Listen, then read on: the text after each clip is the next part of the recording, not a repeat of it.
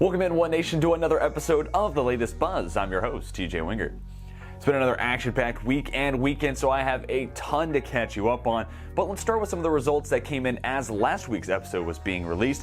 The women's golf team came out on top at the Bridgewater Invitational, and in turn, Emily Brubaker was named ODAC Golfer of the Week.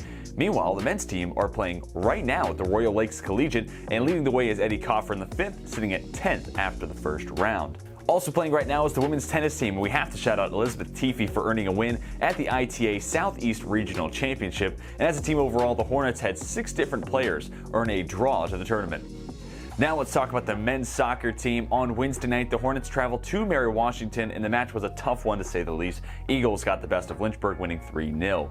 But the team bounced back in a big way with a 5-0 victory on Saturday night over EMU to start ODAC play 1-0. Luke Mega, Nick Foley both had a goal and an assist. 3 other goals came from Griffin Phillips, Kenny Robles, and Josiah McCaskill.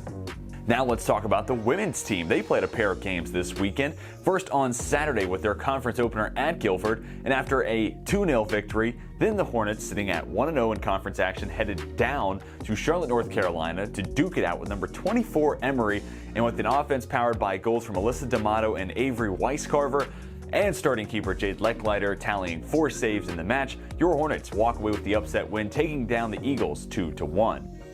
Now let's talk about the volleyball team. They had a midweek date with Ferrum on Wednesday night, and it was a good hump day for Lynchburg, topping the Panthers in straight sets. Then over the weekend, another tri-match for the Hornets, welcoming EMU and Roanoke to Turner Gym. Lynchburg, on their opening match, got the best of Roanoke, winning in 4 sets, but then would drop their second match of the day against EMU, also decided in 4 sets. Lynchburg now sits at 3-2 in ODAC play. Transitioning now, let's talk about the cross-country team who competed in the Queen City Invite. Only a handful of men's runners traveled, but credit to Kyle Laufenberger on his team best finish in the 8K, certainly nothing to scoff at there. And the women's team as a whole finished 5th in the event and ahead of number of D1 programs, and by far the best showing from any non-scholarship program. So big time congratulations to all the runners who competed this weekend. Pivoting to the swim team now, I'd be remiss not to mention they spent Friday evening at Liberty for an exhibition with the Flames. So now we can officially say swim season is upon us.